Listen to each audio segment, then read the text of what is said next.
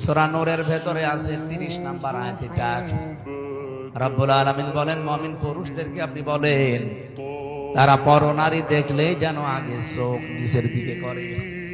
তাহলে প্রথম ঔষধ, মেয়ে লোক দেখলে সে যেই হোক চোখ নিচের দিকে করা লাগবে। শুধু 14 জন মহিলা বাদ দিয়ে কয়জন? এই ক্লাস চলছে, এটা জবাব দিতে পারেন না? কয়জন বলেন? 14 জনের ভেতরে আপনার মা আছে, আপনার বোন আছে, আপনার মেয়ে আছে, আপনার খালা আছে, আপনার ফুফু আছে। এদের দিকে যদি তাকায় কোন মানুষ, যত খারাপ হোক, খারাপ নিয়ত নিয়ে তাকায়? নিজের মায়ের দিকে কোনো খারাপ নিয়ত নিয়ে কেউ তাকায়? সূরা নিসার 21 নাম্বার আয়াতে এই তথ্যটা পাবেন। এরকম 14 জনের নাম আপনি দেখে দেখে মিলিয়ে দেখবেন যে এদের দিকে তাকালে অসুবিধা নেই। বাকি যারা দুনিয়াতে আছে সে যেই হোক, ওটা যদি পরিমণি হয় তাকানো যাবে না, হালকা যাবে না। একবার যদি চোখ পড়ে যায় অসুবিধা নেই। প্রথম নজর মাপ, পরের নজর পাপ। এজন্য এরকম কিছু যদি সামনে পড়ে একবার তাড়াতাড়ি দেখে চোখ ফিরিয়ে নেবে, নাকি 1 মিনিট? বলে একবার দেখা যখন জায়েজ আছে, একবার আমি 1 মিনিট তাকিয়ে থাকলাম না। চোখ যদি এরকম পড়ে যায় সঙ্গে সঙ্গে নিচের দিকে করবেন। আমি আবার বলছি, মেয়ে লোকের দিকে তাকানো যাবে না তা না। কয়জন বলেন বলেন? 14 জন বাদ দিয়ে দুনিয়ায় কোন মহিলা যদি সামনে পড়ে, সে যেই হোক, ও যদি চাচাতো বোন হয় হবে, মামাতো বোন, অনেকে মনে করে ভাবি তো মায়ের মতো, এ আর কি, অসুবিধা নেই। কে বলিস আপনার ভাই মরে গেলে যে ভাবির সাথে আপনার বিয়ে জায়েজ আছে, আপনি টের পাচ্ছেন? আপনার বাবা মরে গেলে আপনার মায়ের সাথে আপনার বিয়ে জায়েজ আছে।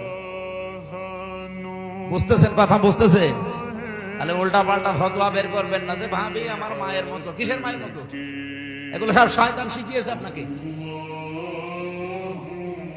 এই পৃথিবীতে পুরুষ মানুষের জন্য সবচাইতে ভয়ঙ্কর হচ্ছে 2 জন নারী। নবীজি বলেন এরা মৃত্যুর মতো, একটা ভাবি আর একটা শালী।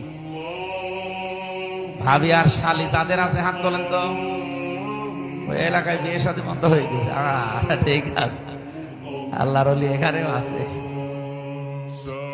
খুব চিন্তা ভাবনা কিন্তু এই 2 জায়গায় ঈমান রাখা এখানে বড় কঠিন হয়ে দাঁড়ায়। কারণ শয়তান এই জায়গায় এত বড় বড় জাল পিশায়, আপনি সে জাল থেকে মুক্ত হওয়া বড় কঠিন। নেক্সট সুরতে শয়তান এখানে এসে ধোকা দেয় যে শালী ছোট বোনের মতো। দেখা যাচ্ছে বউ ধুয়ে শালী নিয়ে আল্লাহর রাস্তায় চলে গেছে। এই জন্য একজন পুরুষের জন্য ঈমানের বড় পরীক্ষা কয়জন মহিলা বলেন তো? আরো জোরে বলেন। একজন আপনার শালী আর একজন আপনার ভাবি। নবীজি বলেন দুইটাই মরণের সমতুল্য। মৃত্যু দেখলে মানুষ যেমন ভয় পায়, এই দুইটার থেকে যেন এরকম ভয় পায়। এই কথা বুঝতেছেন? এই বসো, ওর যদি ভালো লাগে মাটিতে বসতে বসে, হ্যাঁ মাটিতে যে পোশাক ধুয়ে দেবে। ঠিক আছে, বসো। দ্বিতীয় নাম্বার, একজন মেয়ে লোকের জন্য 2 জন পুরুষ মানুষ সবচাইতে বড় ভয়ঙ্কর। এদের কাছে ঈমান রাখা না রাখা কষ্ট হয়ে পড়বে। আল্লাহর নবী এই 2 জন পুরুষকেও মৃত্যু সমতুল্য ঘোষণা দিয়েছেন। একজন দেবর, নাম কি? 2 নাম্বার দুলা ভাই। আমি বেঁচে গেছি যে আমি কারো দুলা ভাই, চাচা তো মামা তো খালা তো আছে, তো নিজের তার ম্যাডামই একেবারে লাস্ট। তো আমরা কেউ দুলু ভাই বলে না, আপনারা রাখেন। দোলা ভাই যাদের আছে, মেয়েরা সাবধান থাকবেন এই জায়গায়।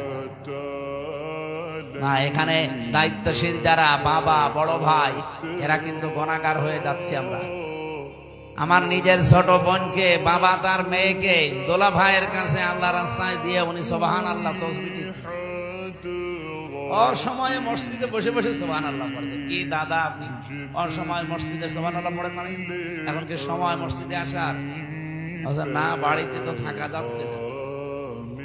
ওই মেজ মেয়ের দেবর এসেছে, আমার ছোট মেয়ে নিয়ে যাই আর কি ফাজলামি চলছে, বাড়িতে আর থাকতে পারলাম না, এই জন্য মসজিদে এসে সুবহানাল্লাহ পড়ছি। ওর সুবহানাল্লাহ মাথার উপরে উঠবে। বলেন আপনার মসজিদ থেকে আগে বের হন, আগে যে আপনার ছোট মেয়েকে ওখান থেকে সরান, তারপরে একবার বলেন সুবহানাল্লাহ, যে আল্লাহ তুমি পবিত্র। আল্লাহ যেমন পবিত্র, আল্লাহর বিধানও পবিত্র না? কথা বলেন না কেন? তো এখানে যে বিধানটা ছিল আল্লাহর, এই বিধানের নাম কি? পর্দা। নাম কি? এই যে শালীর সাথে দোলা ভাইয়ের এখানে পর্দা ছিল না, এই বিধানটা আপনি নষ্ট করে মসজিদে সুবহানাল্লাহ পড়ছেন। জীবন